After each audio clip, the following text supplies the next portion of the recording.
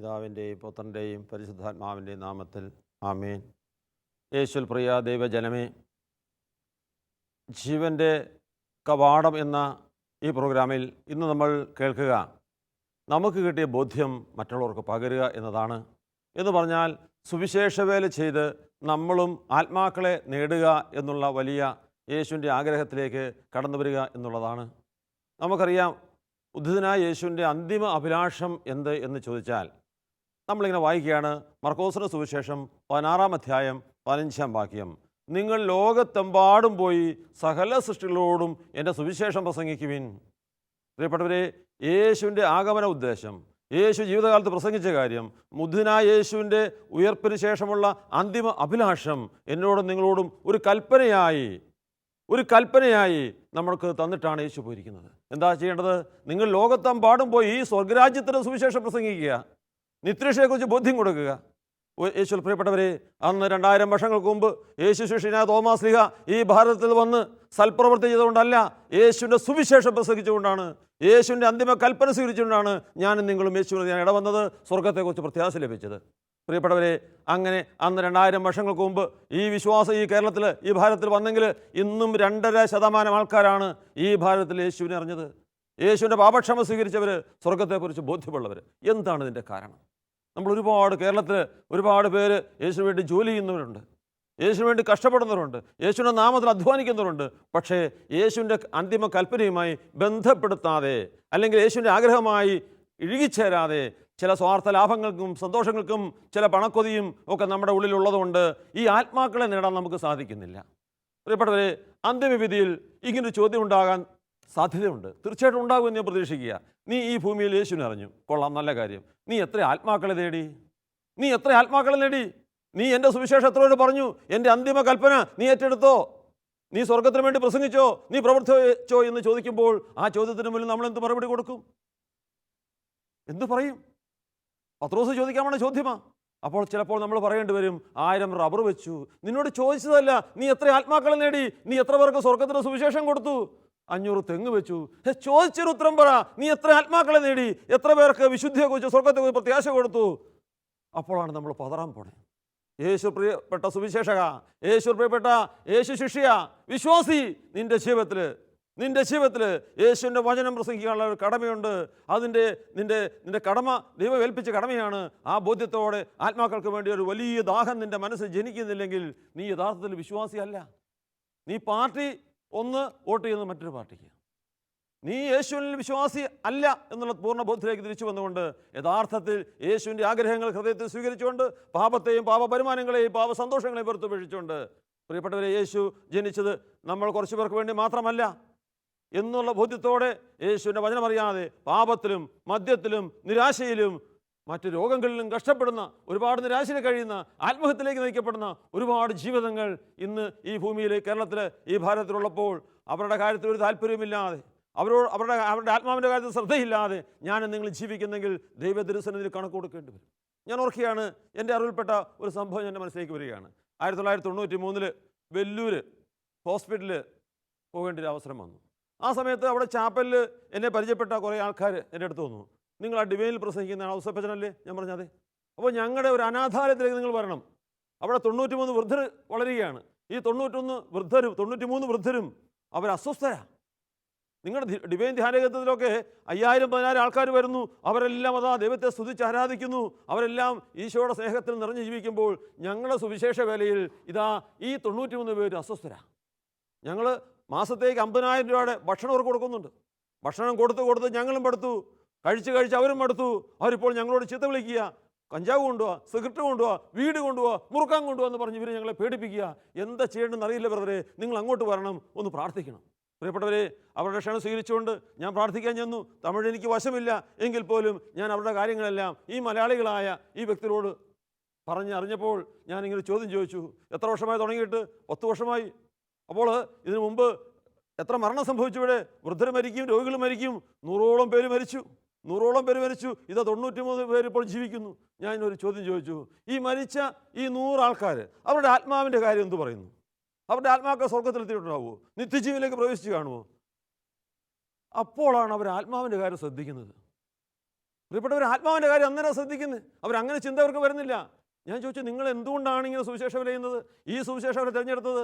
അപ്പോൾ അവരെന്നോട് പറയുകയാണ്, ഈശോ പറയുന്നില്ലേ മത്തായിയുടെ സുവിശേഷം 25:40, ഈ ചെറിയവരിൽ ഒരുവന് നൽകിയപ്പോൾ എനിക്ക് തന്നെയാണ് നൽകിയത്.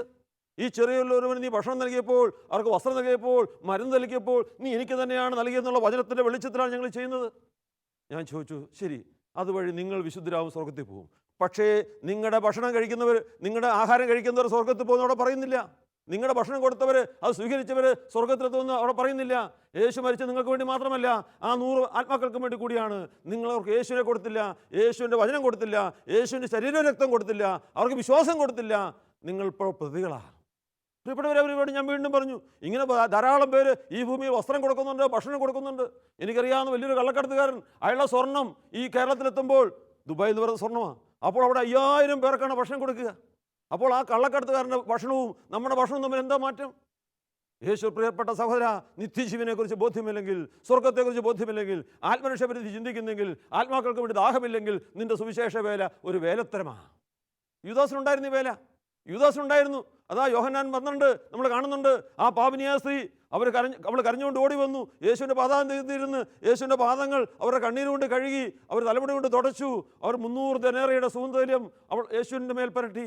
അപ്പോൾ യൂദാസ്, യേശുവിൻ്റെ 12 ശിഷ്യന്മാരിൽ ഒരുവൻ, അന്നത്തെ ഒരു മെത്രാൻ പറയുക, എന്തിനാ ഇത്രയും പണം നഷ്ടപ്പെടുത്തുന്നത്? ഇത്രയും പണം എന്തിനാ ഇങ്ങനെ കളയുന്നത്? എത്ര പാവപ്പെട്ടവർക്ക് അരി മേടിച്ചു കൊടുക്കാമായിരുന്നു, എത്ര പാവപ്പെട്ടവർക്ക് ഭക്ഷണം കൊടുക്കാമായിരുന്നു. കേട്ടോ, യൂദാസിൻ്റെ ചിന്തയിൽ എന്തോ നല്ലൊരു വശമുണ്ട്. യൂദാസ് പാവപ്പെട്ടവരോട് സ്നേഹമുണ്ട്, കാരണം യേശുവിൻ്റെ വചനം അവനറിയാം. പക്ഷേ അവൻ സാധുക്കളോട് സ്നേഹം ഉണ്ടായിരുന്നുകൊണ്ടല്ല. വചനം താഴോട്ട് പറയുകയാണ്, അവൻ്റെ കയ്യിൽ പണപ്പെട്ടി ഉണ്ടായിരുന്നു, അവൻ കള്ളനായിരുന്നു, അവൻ അതിൽ നിന്ന് അടിച്ചു മാറ്റുന്നുണ്ടായിരുന്നു. പ്രിയ സഹോദര സഹോദരി, ആത്മരക്ഷയെക്കുറിച്ച്, സ്വർഗത്തെക്കുറിച്ച് ബോധ്യമില്ലാത്ത ഇതുപോലത്തെ കള്ളനാണയങ്ങൾ, ഇതുപോലത്തെ യുദാസുമാർ, അവരുടെ ആത്മാക്കൾ നമ്മുടെ ഉള്ളിൽ കയറിയാലും നമ്മുടെ ലക്ഷ്യം മാറിപ്പോവും, നമ്മുടെ ഉദ്ദേശം മാറിപ്പോവും. നമുക്ക് പിന്നെ ആത്മാക്കളുടെ രക്ഷ നമ്മുടെ ഭൗതിക രക്ഷയാണ് നമ്മുടെ രക്ഷ. നമ്മുടെ ഈ ലോകത്തുള്ള ജീവിതം സുഖപ്പെടുത്തുക എന്നതാണ് നമ്മുടെ രക്ഷ. അതിനാൽ തന്നെ പ്രിയപ്പെട്ടവരെ, ഇന്ന് ഭാരതത്തിൽ 2.5% ക്രിസ്തുവിനെ അറിഞ്ഞവരുണ്ടെങ്കിൽ ഇതാ ശതമാനം കുറഞ്ഞത് 2ആയി മാറിയിരിക്കുന്നു. നമ്മൾ എവിടെ തിരിഞ്ഞു നോക്കിയാലും ക്രിസ്ത്യാനികളുടെ സ്ഥാപനങ്ങൾ. ഞാൻ ഈയിടെ ഓസ്ട്രേലിയയിൽ ചെന്നപ്പോഴുണ്ട്, അവിടെ എല്ലാ റോഡുകൾക്കും വിശുദ്ധന്മാരുടെ പേരാ. ഏത് റോഡിൽ, ഏത് നാട്ടിൽ ചെന്നാലും വിശുദ്ധന്മാരുടെ പേരുണ്ട്. ആ ബോർഡുകളുടെ എണ്ണം ഉള്ളിടത്ത പോലും ആൾക്കാർ പള്ളിയിലില്ല. ആ ബോർഡുകളുടെ എണ്ണം കൂട്ടിയാൽ 16 കണക്കിന് വരുമെങ്കിൽ ഓരോ ദേവാലയത്തിലും കുറച്ച് വൃദ്ധന്മാർ, കൊച്ചുമക്കൾ, അല്ലാതെ യുവാക്കളാരും പള്ളിയിലില്ല, യുവതികൾ പള്ളിയിലില്ല. അവരൊക്കെ അതാ കടപ്പുറങ്ങളിൽ കിടക്കുക, അവരൊക്കെ ബാറുകളിൽ കിടക്കുക. ഇതാ ഈ ഒരു അവസ്ഥ. ഇതല്ലേ പരിശുദ്ധ പോപ്പ്? ഞാൻ അടുത്ത ദിവസം വായിച്ചൊരു പുസ്തകം, സുവിശേഷത്തിൻ്റെ ആനന്ദം എന്ന ഏറ്റവും പുതിയ പരിശുദ്ധ ഫ്രാൻസിസ് പോപ്പിൻ്റെ പുസ്തകത്തിൽ എഴുതിയിരിക്കുകയാണ്. ഈ രീതിയിൽ ഈ മന്നോഷണ സ്വഭാവത്തിൽ മുന്നേറിയാൽ, ഈ അന്ധതയിൽ പോയാൽ, നീ യേശുവിനൊന്നും സ്ഥാനം കൊടുക്കുന്നില്ലെങ്കിൽ, അധികം താമസിക്കാതെ ക്രിസ്ത്യാനിയെ കാണണമെങ്കിൽ, ക്രിസ്തുവിനെ അറിഞ്ഞവനെ കാണണമെങ്കിൽ കാഴ്ച ബംഗ്ലാവിൽ ചെല്ലേണ്ടി വരും. പരിശുദ്ധ പോപ്പിൻ്റെ ആഹ്വാനം. ഇത് കേൾക്കുന്ന ക്രിസ്ത്യാനി വിശ്വാസി, നിന്റെ ജീവിതത്തിൽ നീ അത് ഏറ്റെടുക്കണം. ഈ ദൗത്യം, ഈ വെല്ലുവിളി നീ സ്വീകരിക്കണം. പരിശുദ്ധ പോപ്പിൻ്റെ ജീവിതശൈലി, ആ പോപ്പിന് സാധുക്കളോടുള്ള സ്നേഹം, ആ സിംപ്ലിസിറ്റി, ഇതെല്ലാം നിന്റെ ജീവിതത്തെ മാറ്റിമറിക്കുന്നുണ്ടോ? ഈയുടെ അടുത്ത കാലത്ത് ഒരു ഹൈന്ദവ നേതാവ് എന്നോട് പറയുകയാണ്, ഈ നാട്ടിലെ ക്രിസ്ത്യാനികൾക്ക് ഒരു വലിയ വെല്ലുവിളിയാണ് നിങ്ങളുടെ പുതിയ പോപ്പ്. ഒരു നല്ല ഹൈന്ദവനാ, ഈ ബൈബിളൊക്കെ വായിക്കുന്നു, പത്രം വായിക്കുന്നു. ആ മന കിട്ടിയ അറിവിലൂടെ പറയുകയാണ്, ഇവിടുത്തെ ക്രിസ്ത്യാനികൾക്ക്, കേരളത്തിലെ ക്രിസ്ത്യാനികൾക്ക് ഇപ്പോഴത്തെ പോപ്പ്, നിങ്ങളുടെ ഫ്രാൻസിസ് പോപ്പ് ഒരു വെല്ലുവിളിയാ. എന്താ കാരണം? ആ പോപ്പിൻ്റെ ലാളിത്യം, ആ പോപ്പിൻ്റെ എളിമ, വിശുദ്ധി. ഇതാ കഴിഞ്ഞ ദിവസം പത്രത്തിൽ കണ്ടില്ലേ, ഒരു ന്യൂറോ ഫൈബ്രമ രോഗി. പ്രിയപ്പെട്ടവരെ, മുഖവും കണ്ണും ചെവിയും തിരിച്ചറിയുന്നില്ല. നമ്മളോ കണ്ടാൽ അതിൻ്റെ അയലക്കോത്ര പോകാൻ സാധ്യമല്ല. ആ രോഗിയെ മാറോട് അണച്ചു പിടിച്ച് സന്തോഷത്തോടെ അനുഗ്രഹിക്കുക. ഇതാ പ്രിയപ്പെട്ടവരെ, യേശുവിനെ അറിഞ്ഞൊരു വ്യക്തിയുടെ സ്വഭാവം. ഈ സ്വഭാവം അറിഞ്ഞ ആ ഹൈന്ദവ സഭ പറയുകയാണ്, നിങ്ങൾക്കൊരു വെല്ലുവിളിയാണ്. നമ്മുടെ മാനസികാവസ്ഥയിൽ മാറ്റം വരണം, നമ്മുടെ ചിന്താഗതിയിൽ മാറ്റം വരണം. ഈ ഭൂമിയിൽ ഒരു പുൽത്തൊഴുത്ത് ജനിച്ച യേശു, അതാ സാധുക്കളുടെ ഇടയിൽ വളർന്ന യേശു, മുക്കന്മാരെയും പാവപ്പെട്ടവരെയും കൂടെ കൂട്ടി യേശു, രോഗികളുടെ വീട്ടിൽ, പാപികളുടെ വീട്ടിൽ അഭയം തേടി യേശു, അവരെ സൗഖ്യപ്പെടുത്തിയ യേശു ഇന്നും നമ്മളോടൊപ്പം പറയുകയാണ്, ഇതാ നിൻ്റെ നാട്ടിൽ, നിൻ്റെ ഇടവകയിൽ, നിൻ്റെ രാജ്യത്ത് എത്രയോ പേരിന്ന് യേശുവിൻ്റെ സ്നേഹമറിയാതെ, യേശുവിൻ്റെ ശ്രമിക്കുന്ന സ്നേഹമറിയാതെ, യേശുവിൻ്റെ സൗജന്യ പാപക്ഷമ സ്വീകരിക്കാതെ, സ്വർഗത്തെക്കുറിച്ച് പ്രത്യാശയില്ലാതെ, വാശിയിലും വൈരാഗ്യത്തിലും വെറുപ്പിലും അന്ധവിശ്വാസത്തിലും അന്ധകാരത്തിലും നശിക്കുമ്പോൾ, പ്രിയപ്പെട്ടവരെ, ഞാനും നിങ്ങളും ഇങ്ങനെ ഉറക്കം നടിച്ചുകൂടാ. ഈ ഉറക്കമുണ്ടല്ലോ നമ്മുടെ നാശമാണ്, നമ്മുടെ ശാപമാണ്. ഹല്ലേലൂയ, ഹല്ലേലൂയ. യേശുവേ നന്ദി, യേശുവേ സ്തോത്രം. പ്രിയപ്പെട്ടവരെ, ഞാൻ ആ സുവിശേഷ വില ചെയ്യുന്ന വ്യക്തികൾക്ക് വളരെ വ്യക്തമായ ഒരു മണിക്കൂർ ബോധ്യം കൊടുത്തു. സ്വർഗത്തെക്കുറിച്ച്, നിത്യജീവനെക്കുറിച്ച്, ഈ ആത്മാക്കളുടെ രക്ഷയെക്കുറിച്ച്. ആ 93 വൃദ്ധർ അവരോട് സുവിശേഷം പ്രസംഗിച്ചു. അവരിലെല്ലാം വലിയ മാറ്റം. അവരുടെ സംസാരം മാറി, പെരുമാറ്റം മാറി, ദുസ്വഭാവം മാറി. അവരിലെല്ലാം വലിയ മാനസാന്തരം ഉണ്ടായി. പ്രിയപ്പെട്ടവരെ, നമ്മൾ ഇതാ ഭക്ഷണം കൊടുക്കാൻ നിയോഗിക്കപ്പെട്ടിരിക്കുന്ന നല്ല കാര്യം. ആ ഭക്ഷണത്താക്കാൽ അപ്പുറം അവൻ്റെ ആത്മരാവിന് വേണ്ടി ശ്രദ്ധയില്ലെങ്കിൽ, പ്രാർത്ഥിക്കുന്നില്ലെങ്കിൽ, വചനം കൊടുക്കുന്നില്ലെങ്കിൽ, ബൈബിൾ കൊടുക്കുന്നില്ലെങ്കിൽ, നമ്മുടെ ഈ സുവിശേഷ വേല ഏത് നിരീശ്വരവാദിക്ക് കൊടുക്കാൻ പറ്റും? സൽപ്രവൃത്തി ആർക്കും ചെയ്യാൻ പറ്റും. സൽപ്രവൃത്തി ചെയ്യാനല്ല ഈശോ ആഗ്രഹിക്കുന്നത്. സൽപ്രവൃത്തി ചെയ്യേണ്ടെന്നല്ല, നീ വിശ്വാസത്തോടെ, യേശു പറയുന്നില്ലേ, എൻ്റെ നാമത്തിൽ ഒരു ഗ്ലാസ് വെള്ളം കൊടുത്താൽ യേശുവിൻ്റെ നാമത്തിലായിരിക്കണം എന്ന് പറഞ്ഞാൽ രക്ഷയിലേക്ക് നയിക്കണം, വിശുദ്ധിയിലേക്ക് നയിക്കണം, അവൻ്റെ ആത്മരക്ഷയായിരിക്കണം നമ്മുടെ ലക്ഷ്യം. ആ ഒരു ലക്ഷ്യത്തോടെ നീ സുവിശേഷ വിലയാണെന്ന് യേശു ആഗ്രഹിക്കുക. ഏത് നിരീശ്വരവാദിക്കും, ഏത് മനുഷ്യനും, ആർക്കും ചെയ്യാൻ സൽപ്രവൃത്തി. ആ സൽപ്രവൃത്തി ആണ് സുവിശേഷ വില എന്ന് നീ ധരിച്ച് വശായെങ്കിൽ അത് തെറ്റാണെന്നുള്ള ബോധ്യത്തിലേക്ക് ദൈവം നമ്മളെ നയിക്കട്ടെ. Hallelujah, hallelujah.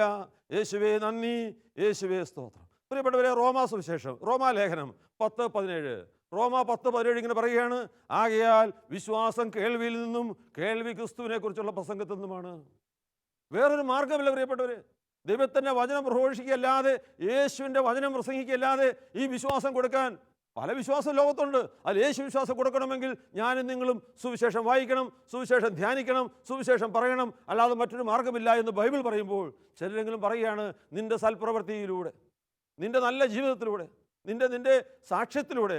നല്ല കാര്യമാണ്. പക്ഷേ അതിനപ്പുറത്ത് സുവിശേഷ വിലയുമാണ് വലിയ വിളി നീ സ്വീകരിക്കാതെ നീ ചെയ്യുന്ന സൽപ്രവൃത്തി, ആ വ്യക്തി അതാ പല കുറവുകളോളം നമ്മുടെ സൽപ്രവൃത്തി മാത്രം പോരാ, യേശുവിൻ്റെ സൽപ്രവൃത്തി, യേശുവിനെ കുറിച്ച് പറയണം. അത് പറയാതെ ഒരു മനുഷ്യൻ എങ്ങനെ വിശ്വസിക്കും? ഹല്ലേലൂയ, ഹല്ലേലൂയ. യേശുവേ നന്ദി, യേശുവേ സ്തോത്രം. പ്രിയപ്പെട്ട സഹോദരാ സഹോദരി, ഞാനൊരു കാര്യം ഓർക്കുകയാണ്. കേരളത്തിൽ നിന്ന് ഞാൻ പറഞ്ഞല്ലോ, 4 ബാറുകൾ, കോടികൾ വരുമാനമുള്ള 4 ബാറുകൾ അടച്ചിട്ടേക്കുക. 50-100 കോടിയാണ് ഓരോ വ്യക്തികൾക്ക് നഷ്ടം. എന്തുകൊണ്ടാണ് അവർ ബാർ അടച്ചത്? എന്തുകൊണ്ടാണ് അവർ ബാർ നിർത്തിയത്? നീ ചിന്തിച്ചിട്ടുണ്ടോ? സൽപ്രവൃത്തി കാണാഞ്ഞിട്ടല്ല, പള്ളിയിൽ പോഞ്ഞിട്ടല്ല, പ്രാർത്ഥിക്കാഞ്ഞിട്ടല്ല, ദൈവത്തിൻ്റെ വചനം അവർ കേട്ടപ്പോഴാണ്, യേശുവിൻ്റെ സ്നേഹം നിറഞ്ഞപ്പോഴാണ് അവരുടെ പാപബോധം ഉണ്ടായത്, അനുതാപം ഉണ്ടായത്. പാപപ്രവൃത്തി വെറുത്തുപേക്ഷിച്ച് അവർ യേശുവിന് വേണ്ടി ജോലി ചെയ്യുന്നത്. പ്രിയ സഹോദരാ സഹോദരി, അതുകൊണ്ട് യേശു ആഗ്രഹിക്കുന്ന മാർഗം, യേശുവിൻ്റെ സുവിശേഷം നമ്മൾ ഓരോരുത്തരും കരങ്ങളിലെടുത്തുകൊണ്ട് നമ്മളായിരിക്കുന്ന അവസ്ഥയിൽ, നമ്മുടെ ഭവനങ്ങളിൽ, നമ്മുടെ അയലോക്കങ്ങളിൽ, നമ്മുടെ സ്ഥാപനങ്ങളിൽ യേശുവിനെ കൊടുക്കാൻ നിനക്ക് സാധിക്കുന്നില്ലെങ്കിൽ, പ്രിയപ്പെട്ടവരെ, നമ്മൾ വിശ്വാസികത്തിൽ പരാജയപ്പെട്ടവരെ തീരുന്നു എന്നുള്ള സത്യം നമുക്ക് മനസ്സിലാക്കാം. ഹല്ലേലൂയ, ഹല്ലേലൂയ, ഹല്ലേലൂയ. യേശുവേ നന്ദി. പ്രിയപ്പെട്ടവരെ, ഞാനൊരു സംഭവം ഓർക്കുക. ഓസ്ട്രേലിയയിൽ കഴിഞ്ഞ 1-2 വർഷങ്ങൾക്ക് മുമ്പ് ഒരിട വന്നു. കുറേ പള്ളികളിൽ ധ്യാനിക്കാൻ പോയപ്പോൾ ഒരു മാതയമ്മ അവിടെ ധ്യാനം കൂടാൻ വന്നിട്ടുണ്ട്. ഈ മാതയമ്മ അവിടെ വന്നിരിക്കുന്നത് ഇടസമയത്ത് വന്ന് കയറി ഞാൻ ഒന്ന് നോക്കി, പിന്നെ ഇങ്ങോട്ട് നോക്കിയിട്ടില്ല. കാരണം കയ്യിൽ ജപമാല പിടിച്ച് വചനം കേൾക്കാൻ വന്ന ഈ അമ്മച്ചി 30-40 വയസ്സിലും തോന്നും. ഈ അമ്മച്ചി വളരെ മോശമായ വസ്ത്രം ധരിച്ചിരിക്കുക. ഏത് മനുഷ്യനും നോക്കിപ്പോയാൽ അവന് മനുഷ്യനല്ലേ, അവന് പാപചിന്ത ഉണ്ടാകും. ഞാൻ ഒന്ന് നോക്കി, പിന്നെ മനഃപൂർവ്വം തല തിരിച്ചു പിടിച്ചു. വചനം പറയുന്ന ആൾക്കാർ നിൽക്കുന്ന എന്നെ കൂടെ പ്രകോപിപ്പിക്കുക. ഞാൻ അവിടെ നിന്ന് ശക്തമായ വചനം പറഞ്ഞു, വാറടച്ച കാര്യം പറഞ്ഞു. മർക്കോസ് 9:42, ഈ ചെറിയവരിൽ ഒരുവന് പാപപ്രേരണ നൽകുന്നവൻ ആരോ അവന് കൂടുതൽ നല്ലത് കഴുത്തിലൊരു വലിയ കല്ല് കെട്ടി കടലിൽ ചാടുന്നതാണ്. പാപം ചെയ്യുന്നേക്കാൾ വലിയ പാപമാണ് പാപപ്രേരണ നൽകുന്നത്. അതോടൊപ്പം ഞാൻ കേരളത്തിലെ ഒരു സിനിമാ നടി ഇതേ വചനം കേട്ട് മോശമായ വസ്ത്രം ധരിക്കുന്ന യുവതി നല്ലവണ്ണം വസ്ത്രം ധരിച്ചു. അവളുടെ സെക്സ്, അവളുടെ സൗന്ദര്യം നാട്ടുകാരെ കാണിക്കാനുള്ളതല്ല. ഈ കാര്യങ്ങളെല്ലാം വളരെ ഭംഗിയായി പറഞ്ഞ് പ്രസംഗിച്ചു. 3-ാം ദിവസം ഉണ്ടല്ലോ, ഈ മാതയമ്മ നല്ല വെൽ ഡ്രസ്ഡ് ആയിട്ട്, എന്ന് പറഞ്ഞാൽ ഒരു കന്യാസ്ത്രീ വസ്ത്രം ധരിക്കുന്ന പോലെ നല്ല ഫുൾ ഡ്രസ്സ് ഇട്ട് വന്നിരിക്കുക. എന്നെ കാണാൻ വന്നു. ബ്രദറെ, നിങ്ങൾ ആ പറഞ്ഞ വചനം കൊന്ത കൈ പിടിച്ചേക്കുക. ബ്രദർ പറയുക, ഞാൻ ഇന്നലെ വരെ ഇത് കേട്ടിട്ടില്ല. എന്നോട് ആരെങ്കിലും ഇങ്ങനെ മർക്കോസ് 9:42 ഒരു വചനം ബൈബിളുണ്ടെന്ന് പറഞ്ഞു തരണ്ടേ? വാദിപ്രതിയായി. പ്രിയപ്പെട്ടവർ, പ്രിയ സുവിശേഷക, പ്രിയ ക്രിസ്ത്യാനി, പ്രിയ വിശ്വാസി, നീ ഓർക്കണം, നിന്റെ നാട്ടിൽ പാപത്തിലും മ്ലേച്ഛതയിലും അന്ധകാരത്തിലും ആത്മഹത്യാ പ്രവണതയിലും കഴിയുന്ന വ്യക്തികളുണ്ട്. അവരുടെ ജീവിതം മാറ്റിമറിക്കാൻ നിനക്ക് ദൈവത്തിൻ്റെ പരിശുദ്ധമാണ് നിനക്ക് സഹായകനായിട്ട് ദൈവം വാഗ്ദാനിച്ചിരിക്കുകയാണ്. ഈ സഹായനെ സ്വീകരിച്ചുകൊണ്ട്, ഈശോയ്ക്ക് ഒന്നാം സ്ഥാനം കൊടുത്തുകൊണ്ട്, ഈശോ ആഗ്രഹിക്കുന്ന സുവിശേഷ വിലയാൻ നമ്മൾ ബാധ്യസ്ഥരല്ലേ? ഇന്നിതാ കേരളത്തിൽ വചനം ധാരാളം ധ്യാന കേന്ദ്രങ്ങൾ, എത്രയോ മാനസാന്തരങ്ങൾ, കൈക്കൂലി നിർത്തിയ ആയിരങ്ങൾ, ബാറടച്ചവർ, മദ്യപാനം നിർത്തിയവർ, പ്രിയപ്പെട്ടവരെ, ഒരു വലിയ വിശ്വാസികളുടെ ഗണം, ദേവാലയം നിറഞ്ഞ ആൾക്കാർ വിശുദ്ധ വിശുദ്ധിയോടെ പങ്കെടുക്കുന്നു. ഈ വലിയ മാറ്റം കണ്ടിട്ടെങ്കിലും ഈ മാനസാന്തരത്തിന് കാരണം സുവിശേഷ വേലയാണെന്ന്, വചന പ്രഘോഷണമാണെന്ന് മനസ്സിലാക്കാൻ പറ്റാത്ത ആരെങ്കിലും ലോകത്തിലുണ്ടെങ്കിൽ അവരെപ്പറ്റി നമുക്ക് എന്ത് പറയാൻ സാധിക്കും? ഹല്ലേലൂയ, ഹല്ലേലൂയ. യേശുവേ നന്ദി, യേശുവേ സ്തോത്രം. ദൈവമേ നന്ദി, ദൈവമേ സ്തോത്രം. ലൂക്കായുടെ സുവിശേഷം 10-ാം അധ്യായത്തിൽ വളരെ വ്യക്തമായ ഒരു കാര്യം പറയുന്നുണ്ട്. യേശു 72 പേരെ സുവിശേഷ വേലയ്ക്കായി പറഞ്ഞയക്കുക. 12 ശിഷ്യന്മാരല്ല, വേറെ 72 പേരെ തിരഞ്ഞെടുത്ത് ഈ രണ്ടുപേരെ പറഞ്ഞു വിടുക. യേശു വളരെ ഭംഗിയായിട്ട് ചില കാര്യങ്ങളോട് പറയുകയാണ്. ലൂക്കായുടെ സുവിശേഷം 10-ാം അധ്യായം 3-ാം വാക്യത്തിൽ പറയുകയാണ്, ചെന്നായ്ക്കൾക്കിടയിലേക്ക് കുഞ്ഞാടുകളെ എന്ന പോലെ ഞാൻ നിങ്ങളെ അയക്കുന്നു. ചെന്നായ്ക്കൾക്കിടയിലേക്ക് കുഞ്ഞാടുകൾ എന്ന് പറഞ്ഞ് അയക്കുക. പ്രിയപ്പെട്ടവരെ, ഈ ഭൂമി, ഈ ലോകത്ത് ഒരുപാട് ചെന്നായ്ക്കൾ, ആരെയും വിഴുങ്ങുന്ന സാത്താൻ, ഈ സാത്താൻ്റെ അന്ധകാരത്തിനിടയിലേക്കാണ് നമ്മൾ പോകുന്നത്. വളരെയധികം പ്രാർത്ഥിക്കുന്ന, വളരെയധികം ബോധ്യമുള്ള, നല്ല വിശ്വാസമുള്ള ഒരു വ്യക്തി അവൻ നിലനിൽക്കും, അല്ലാത്തവനെ പിശാച് ഈ ചെന്നായി പിടിക്കും. എത്രയോ സംഭവങ്ങളാണ്. ഞാൻ ഓർക്കുകയാണ്, എൻ്റെ ജീവിതത്തിൽ ഈശോയ്ക്ക് വേണ്ടി ജോലി ചെയ്യുന്ന കാലഘട്ടത്തിൽ ഒരുപാട് പാപത്തിൻ്റെ പ്രലോഭനങ്ങൾ, ഒരുപാട് തിന്മയുടെ സ്വാധീനങ്ങൾ, പണത്തിൻ്റെ സ്വാധീനങ്ങളൊക്കെ എന്നെ വളരെയധികം ആകർഷിച്ച നിമിഷങ്ങളിലൊക്കെ ഓടാ പിശാചേ, പോടി പിശാചേ എന്ന് പറയാൻ ദൈവം തന്ന ശക്തി ഓർത്ത് ദൈവത്തിന് നന്ദി പറയുക. ഹല്ലേലൂയ, ഹല്ലേലൂയ, ഹല്ലേലൂയ. വീണ്ടും താഴോട്ട് പറയുകയാണ്, മടിശീലയോ സഞ്ചിയോ ചെരുപ്പോ നീ കൊണ്ടുപോകരുത്. പ്രിയ സുവിശേഷക, നിന്നോട് ഈശോ പറയുക, ഈശോയുടെ ആത്മാവിനെ നീ സ്വീകരിക്കണം. അതാ ഈശോ പറയുക, നീ ചെന്നായ്ക്കൾക്കിടയിലേക്കാണ് പോവുക. നീ മടിശീലയുമായി, വലിയ പണസഞ്ചിയുമായി, വലിയ സമ്പത്തുമായി പോയാലുണ്ടല്ലോ, ആ പണത്തിന് നീ അടിമപ്പെടും. വീണ്ടും പറയുകയാണ്, പണസഞ്ചിയോ ചെരുപ്പോ നീ കരുതരുത്. വലിയ ആർഭാടകരമായ ജീവിതം, വലിയ ആർഭാടത്തിൻ്റെ സാക്ഷ്യമില്ലാത്ത ജീവിതം, ഇതെല്ലാം പ്രിയപ്പെട്ടവരെ നമ്മളെ ഈശോയുടെ സ്നേഹത്തിൽ നിന്ന്, ദൈവവചനത്തിൽ നിന്ന് എതിർ സാക്ഷ്യത്തിലേക്ക് നയിച്ച് ആത്മാക്കളെ നേടുവാനുള്ള നമ്മുടെ ദൗത്യത്തെ പരാജയപ്പെടുത്തുക എന്നുള്ളത് തന്നെ ആ യൂദാസിൻ്റെ അന്ത്യം നമ്മളെ പഠിപ്പിക്കുക. യേശു രാത്രി മുഴുവൻ പ്രാർത്ഥിച്ച് തിരഞ്ഞെടുത്തില്ലേ 12 മെത്രാന്മാരെ? അതാ പത്രോസ് പോപ്പാക്കിയെങ്കിൽ ബാക്കിയുള്ളവർ കർദ്ദിനാൾമാരാ. അതിലൊരു കർദ്ദിനാളല്ലേ യൂദാസ്. ആ യൂദാസിനല്ലേ ഈ അബദ്ധം പറ്റിയത്. ഞാൻ ഓർക്കുകയാണ്, അടുത്ത കാലത്ത് ഒരു പള്ളിയിൽ ധ്യാനിപ്പിക്കാൻ പോയി. യുവജനങ്ങളുടെ ധ്യാനമാണ്. ആ ധ്യാനവേളയിൽ ഒരു ചെറുപ്പക്കാരൻ പറഞ്ഞു, ബ്രദറെ, എനിക്കിപ്പോൾ പലവേള പ്രാർത്ഥിക്കാൻ പറ്റുന്നില്ല. എന്താ മോനെ കാരണം? അതിന് കാരണമുണ്ട് ബ്രദറെ. ഈ ടി വിയിലും പത്രത്തിലൊക്കെ കന്യാസ്ത്രീകളെ പറ്റി, സിസ്റ്റർമാരെ പറ്റിയും സുവിശേഷകരെ പറ്റിയൊക്കെ വരുന്ന വാർത്ത കേട്ട് ഞാൻ മനസ്സ് മടുത്തുപോയി, എനിക്ക് പ്രാർത്ഥിക്കാൻ പറ്റുന്നില്ല. ഞാൻ മോനെ ചോദിച്ചു, മോനെ നീ പ്രാർത്ഥിക്കുന്നത് ഈ സുവിശേഷരോടാണോ അത് യേശുവോടാണോ? നീ ആരല്ല വിശ്വസിക്കുന്നത്? ഞാൻ യേശുവോടാണ് പ്രാർത്ഥിക്കുന്നത്, പക്ഷേ ഇവരുടെ പണി കണ്ടില്ലേ? പ്രിയപ്പെട്ടവരെ, സാത്താൻ അവൻ്റെ മനസ്സിൽ അതാ കളങ്കം വധിച്ചവരെ കാരണക്കാരൻ ഞാനും നിങ്ങളുമാണ്. നമ്മുടെ സൽപ്രവൃത്തി കണ്ട് അവൻ യേശുവിനെ അറിയുന്നതിന് പകരം നമ്മുടെ ദുഷ്പ്രവൃത്തി കണ്ട് അവന് സഭയിൽ നിന്ന് യേശുവിൽ നിന്ന് അകലെയാണ്. അതിനിപ്പോൾ പള്ളിയിൽ പോകാൻ അത്ര മടിയാ. ഞായറാഴ്ച മാത്രം പള്ളി പോവും, പ്രാർത്ഥിക്കാൻ പറ്റുന്നില്ല. എന്താ കാരണം? അവന് പേപ്പറിലൂടെ ടി വിയിലൂടെ കണ്ട ദുഷിച്ച വാർത്തകൾ. ആ ചെറുപ്പക്കാരോട് ഞാൻ പറഞ്ഞു, മോനെ നീ അസ്വസ്ഥനാകരുത്. ഇതുപോലെയുള്ള സംഭവങ്ങൾ അന്നും ഇന്നും നടക്കുന്നുണ്ട്. ഇത് കണ്ടൊന്നും നീ അസ്വസ്ഥനാകരുത്. സഭയോട് വിരോധം, വൈദ്യരോട് വിരോധം, പള്ളിയോട് വിരോധം, പ്രാർത്ഥിക്കാൻ പറ്റുന്നില്ല, അവസാനം യേശുവോട് വിരോധം. ഇത് സാത്താൻ്റെ ഈ കാലത്തെ വളരെ വലിയൊരു കെണിയാണ്. ഈ സഭയിൽപ്പെട്ട ഏതെങ്കിലും വ്യക്തി, ഏതെങ്കിലും അൽമയൻ, ഏതെങ്കിലും കരിസ്മാറ്റിക്കാരൻ ഒരു പാപം ചെയ്തെങ്കിൽ അത് പറഞ്ഞ് മനസ്സ് മരവിപ്പിക്കുന്ന ആ സാത്താൻ്റെ വലിയ അന്ധകാരത്തിൽ അടിമപ്പെട്ട ചെറുപ്പക്കാരോട് ഞാൻ പറഞ്ഞു, മോനെ നീ ഒരു കാര്യം ഓർക്കണം. യേശു രാത്രി മുഴുവൻ പ്രാർത്ഥിച്ച് തിരഞ്ഞെടുത്തു 12 മെത്രാന്മാരെ. അതിലൊരു മെത്രാനല്ലേ യൂദാസ്. ആ യൂദാസല്ലേ യേശുവിനെ ഒറ്റിയത്. യേശുവിനെ യൂദാസ് ഒറ്റി എന്ന് പറഞ്ഞ് നമ്മളാരും പള്ളി പോയിരിക്കുന്നുണ്ടോ? എൻ്റെ വിശ്വാസം പോയി എന്ന് പറയാറില്ലല്ലോ. ഇതാ അതന്നും ഇന്നും സംഭവിക്കാൻ മോനെ. നമ്മൾ അത് കണ്ടൊന്നും മാറരുത്. അതല്ല നമ്മുടെ വിശ്വാസം. നമ്മൾ പ്രാർത്ഥിക്കേണ്ടത് യേശുവിനോടാ, യൂദാസിനോടല്ല. ആ യേശുവിന് യാതൊരു തെറ്റുമില്ല. യേശുവിന് യാതൊരു കുറ്റവുമില്ല. യേശു സ്ഥാപിച്ച സഭയ്ക്ക് കുറ്റമില്ല. സഭയിലുള്ള നമ്മൾക്കാണ് കുഴപ്പം. ആ ചെറുപ്പക്കാരനോട് കാരണമായി പറഞ്ഞു കൊടുത്തു, വീണ്ടും പറഞ്ഞു. അങ്ങനെ എല്ലാം പറഞ്ഞു കൊടുത്തു. ലാസ്റ്റ് ആ ചെറുപ്പക്കാരന് വേണ്ടി ബൈബിൾ തുറന്നു, ഒരു വചനം എടുത്തു. ആ വചനം ഇതായിരുന്നു, വിശുദ്ധ മത്തായിയുടെ സുവിശേഷം 23:3. വിശുദ്ധ മത്തായി 23:3 വളരെ ഭംഗിയായി യേശുക്കാർ എഴുതി വെച്ചിരിക്കുക. എന്താ പറഞ്ഞിരിക്കുന്നത്? എൻ്റെ ശിഷ്യന്മാരുടെ പ്രസംഗം കേട്ടാൽ മതി, അവരുടെ പ്രവൃത്തി നിങ്ങൾ നോക്കേണ്ട. യേശു പ്രിയപ്പെട്ടവരെ, ഈ സുവിശേഷകനായ ഞാനും അതുപോലെ നമ്മൾ മറ്റുള്ളവരും നമ്മുടെ പ്രവൃത്തിയിലൊന്നും 100% വിശുദ്ധി ഉണ്ടാകണമെന്നില്ല. ഞങ്ങൾ മനുഷ്യരാ. ഞങ്ങളെ കണ്ടല്ല നിങ്ങൾ വിശ്വസിക്കേണ്ടത്, യേശുവിലേക്കാണ് നിങ്ങൾ തിരിയേണ്ടത്. സ്വർഗത്തെപ്പറ്റിയാണ് ചിന്തിക്കേണ്ടത്. യേശുവിനോ യേശു സ്ഥാപിച്ച സഭയ്ക്കോ അന്നും ഇന്നും ഒരു കുറവുമില്ല. കുറവുള്ളത് നമുക്കാ. നമ്മുടെ മക്കൾക്കാ. നമ്മുടെ മക്കളല്ലേ സിസ്റ്റേഴ്സ്, നമ്മുടെ മക്കളല്ലേ വൈദികർ, അവർക്ക് കുറവുണ്ട്. അവർക്ക് വേണ്ടി പ്രാർത്ഥിക്കണമെന്ന് ഈശോ തമ്പുരാനെ പഠിപ്പിച്ച ചില സംഭവങ്ങൾ ഞാൻ ഓർക്കുക. 1991 കാസർഗോഡ് ജില്ലയിൽ അതാ ഒരു സംഭവം ഉണ്ടായി. വളരെയധികം സഭയെ വേദനിപ്പിക്കുന്ന ഒരു സംഭവം, ഒരു സുവിശേഷയിൽ നിന്ന്. ഈ സംഭവം ഉണ്ടായപ്പോൾ അവിടുത്തെ അധികാരികൾ എൻ്റെ അടുത്ത് വന്നു, അതാ SP-യോടൊന്ന് പറയണം, അയാളെ ജാമ്യത്തിലിറക്കണം. ഞാൻ പറഞ്ഞാൽ വരില്ല, ഉപ്പ് നിന്ന് വെള്ളം കുടിക്കും, ഉപ്പ് നിന്ന് വെള്ളം കുടിക്കണം എന്നൊക്കെ പറഞ്ഞ് എനിക്ക് ഭയങ്കര രോഷം വരിക. കാരണം ഞാനൊക്കെ ബാറടച്ച് ചാരാഷാപ്പം നിർത്തി യേശു വേണ്ടി ജോലി ചെയ്യുമ്പോൾ ഇതാ ഇങ്ങനെ ഒരു സംഭവം സംഭവിക്കാൻ പാടില്ല. പ്രിയപ്പെട്ട 2 ദിവസമായിട്ട് എനിക്ക് പ്രാർത്ഥിക്കാൻ പറ്റുന്നില്ല, എനിക്ക് വിശ്വസിക്കാൻ പറ്റുന്നില്ല, എനിക്ക് ദൈവത്തെ ആരാധിക്കാൻ പറ്റുന്നില്ല, പള്ളിയിൽ പോലും പോകാൻ പറ്റുന്നില്ല. ഈ അന്ധകാരത്തിൻ്റെ പിശാച്, ഈ സഭാവിരോധം, ആ വ്യക്തിയോടുള്ള വിരോധം എൻ്റെ മനസ്സിൽ പതിഞ്ഞു. ഈ അവസരത്തിൽ പെട്ടെന്ന് പരിശുദ്ധാത്മാവ് എനിക്കൊരു പാപബോധം തന്നു. ഞാൻ എന്ത് തെറ്റ് ചെയ്തു? യേശുവിനോട് ചോദിക്കുക, ഞാൻ എന്ത് തെറ്റായി ചെയ്തത്? ഒരു സുവിശേഷം തെറ്റിയതെങ്കിൽ അതിങ്ങനെ എൻ്റെ തെറ്റാകുന്നത്? എനിക്ക് പെട്ടെന്ന് ബോധ്യം കിട്ടി, ദൈവമേ, യേശു ഒരു തെറ്റും ചെയ്തില്ലല്ലോ, ആ വ്യക്തി തെറ്റ് ചെയ്തെങ്കിൽ ഞാനെന്തിന് പ്രാർത്ഥിക്കാതിരിക്കണം? ഞാനത് ആ ഒരു ബൈബിളുമായിട്ട് ഒരു മുറിക്കകത്ത് കയറി വാതിലടച്ചു, ഒരേ സമയം പ്രാർത്ഥിച്ചു. ആ സംഭവങ്ങൾ ഒന്നൊന്നായി നിരത്തി പറഞ്ഞു കർത്താവോട് പ്രാർത്ഥിച്ചു, ഈശോയെ, നീ എന്നോട് സംസാരിക്കണമേ. പ്രാർത്ഥനാപൂർവ്വം ബൈബിൾ തുറന്നു. പ്രിയപ്പെട്ടവരെ, എന്നിൽ നിന്ന് അന്ധകാരം മാറ്റിയൊരു സമയമായിരുന്നത്. എനിക്ക് കിട്ടിയ വചനം എന്താണെന്നറിയണ്ടേ? എനിക്ക് കിട്ടിയ വചനം, നിങ്ങളിൽ പാപമില്ലാത്തവൻ കല്ലെറിയട്ടെ. കാസർഗോഡ്, കണ്ണൂർ ജില്ലകളിൽ ചാരായ ഷാപ്പ് നടത്തി പലരെയും ആയിരക്കണക്കിന് ആൾക്കാരെ പാപത്തിലേക്കും ലക്ഷ്യത്തിലേക്കും അന്ധകാരത്തിലേക്കും മരണത്തിലേക്കും നയിച്ച ഈ ലോകത്തിലെ 1-ാം ക്ലാസ് പാപിയായ ഞാൻ മറ്റൊരു വ്യക്തി ചെയ്ത പാപം കണ്ട് അതിനോട് രോഷം കൊണ്ട് പള്ളിയിൽ പോകുന്നില്ല, പ്രാർത്ഥിക്കുന്നില്ല. ഒരു അന്ധകാരം എന്നെ ബാധിച്ചു. പ്രിയ സഹോദരാ സഹോദരി, ഈ വചനം കേൾക്കുന്ന, ശാലോമിലൂടെ ഈ സുവിശേഷം കേൾക്കുന്ന നിൻ്റെയും എൻ്റെയും ജീവിതത്തിൽ, നമ്മുടെ കഴിഞ്ഞകാല ജീവിതത്തിൽ ഒരുപാട് മുറിവുകളുണ്ട്. വൈദികരിൽ നിന്ന്, സഭയിൽ നിന്ന്, സിസ്റ്റേഴ്സിൽ നിന്ന്, അവരുടെ അറിവുകേട് കൊണ്ട്, തെറ്റായ പ്രവർത്തനം കൊണ്ട് നിൻ്റെയും എൻ്റെയും ജീവിതത്തിൽ ഒരുപാട് മുറിവുകളുണ്ട്. പ്രിയ സഹോദരാ സഹോദരി, യേശുവിൻ്റെ നാമത്തിൽ ഞാനവർക്ക് വേണ്ടി മാപ്പ് ചോദിക്കുന്നു. നമ്മളൊന്നറിയണം, നമ്മൾ യേശുവിനെ വെറുക്കരുത്, സഭയെ വെറുക്കരുത്. യേശുവിനൊരു കുറവുമില്ല, സഭയ്ക്കൊരു കുറവുമില്ല. ആ ഒരു ബോധ്യത്തിൽ സഭ അധികാരികൾക്ക് വേണ്ടി പ്രാർത്ഥിച്ചുകൊണ്ട്, അവർ മനുഷ്യരാണ്. ഞാൻ അന്ന് രാത്രിയിൽ ആ പ്രാർത്ഥനാ സമയത്ത് എന്നോട് പറയുക, ആ വ്യക്തി അങ്ങനെ പാപം ചെയ്തെങ്കിൽ കാരണക്കാരൻ ഞാനാണെന്ന് ഈശോ പറയുന്നത്.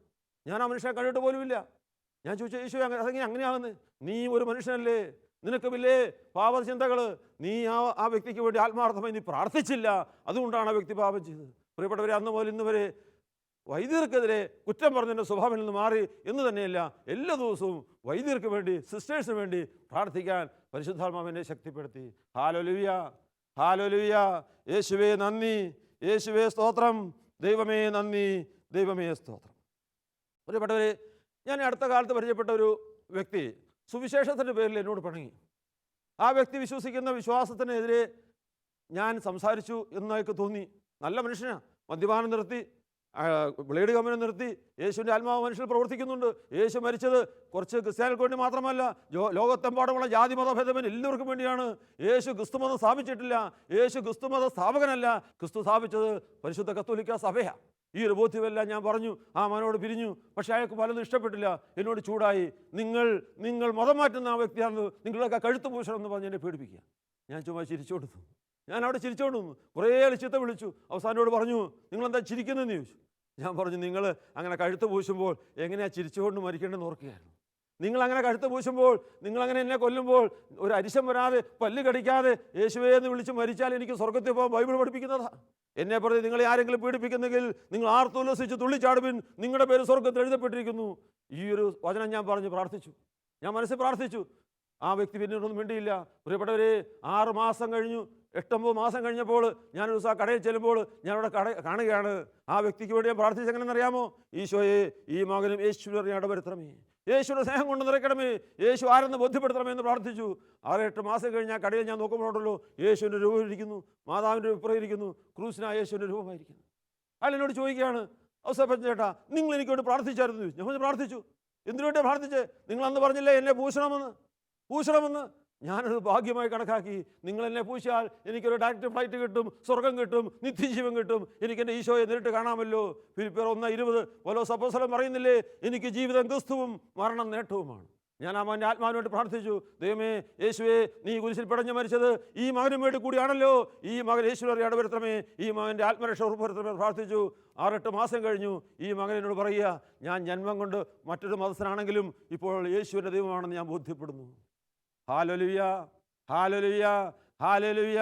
യേശു പ്രിയപ്പെട്ടവരെ, നമ്മൾ ഈശോയോട്, ദൈവത്തിൻ്റെ പരിശുദ്ധനോട് ചേർന്ന് നിന്നുകൊണ്ട്, നമ്മൾ ഏറ്റെടുത്ത സുവിശേഷ വിലയോട് ആത്മാർത്ഥമായ 100% മാന്യത പുലർത്തിക്കൊണ്ട്, വിശ്വാസം പുലർത്തിക്കൊണ്ട്, ആ സുവിശേഷ വിലയുടെ ഭാഗമായി ഓരോ ആത്മാക്കൾക്ക് വേണ്ടി പ്രാർത്ഥിക്കുമ്പോൾ, ഓരോ വ്യക്തികൾക്ക് പ്രാർത്ഥിക്കുമ്പോൾ, അവർ രോഗിയാകട്ടെ, പാപിയാകട്ടെ, എത്ര കുഴപ്പക്കാരനാകട്ടെ, അവരെല്ലാം ദൈവത്തിൻ്റെ പൊന്നാര മക്കളാണ്.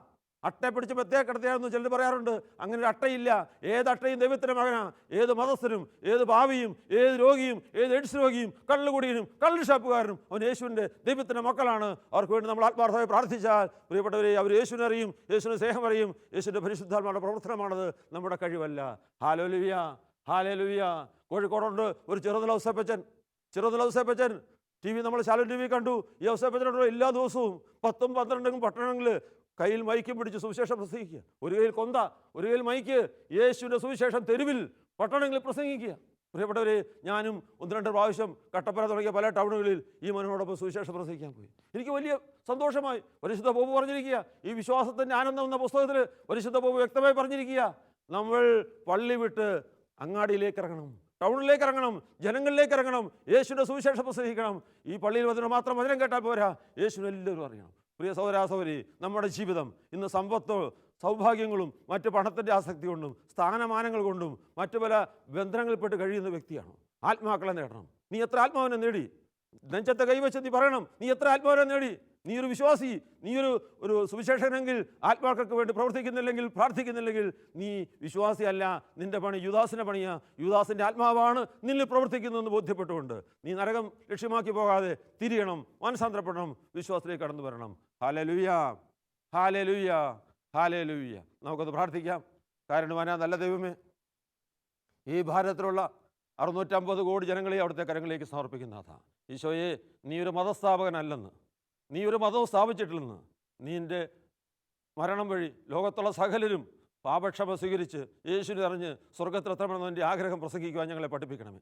ഈശോയെ, അങ്ങ് സ്ഥാപിച്ച ആ സഭയോട് ചേർന്നുകൊണ്ട് യേശുവേ, അവിടുത്തെ ആത്മാവിൻ്റെ നിറവിൽ സുവിശേഷം പ്രസംഗിക്കുവാൻ, രോഗികളും വേദനിക്കുന്നവരും കഷ്ടപ്പെടുന്നവർക്കും യേശുവിനെ കൊടുക്കുവാൻ, അങ്ങ് ആഗ്രഹിക്കുന്ന രീതിയിൽ സുവിശേഷം പ്രസംഗിക്കുവാൻ യേശുവേ, തിരുവചന പ്രഘോഷണത്തിന് വേണ്ടി ഞങ്ങളെ ശക്തിപ്പെടുത്തണമേ. ദൈവത്തിൻ്റെ പരിശുദ്ധാത്മാവേ, ഞങ്ങളെ സഹായിക്കണമേ. അമ്മേ മാതാവേ, ഞങ്ങൾക്ക് വേണ്ടി പ്രാർത്ഥിക്കണമേ. പിതാവിൻ്റെയും പുത്രൻ്റെയും പരിശുദ്ധാത്മാവിൻ്റെ നാമത്തിൽ ആമേൻ.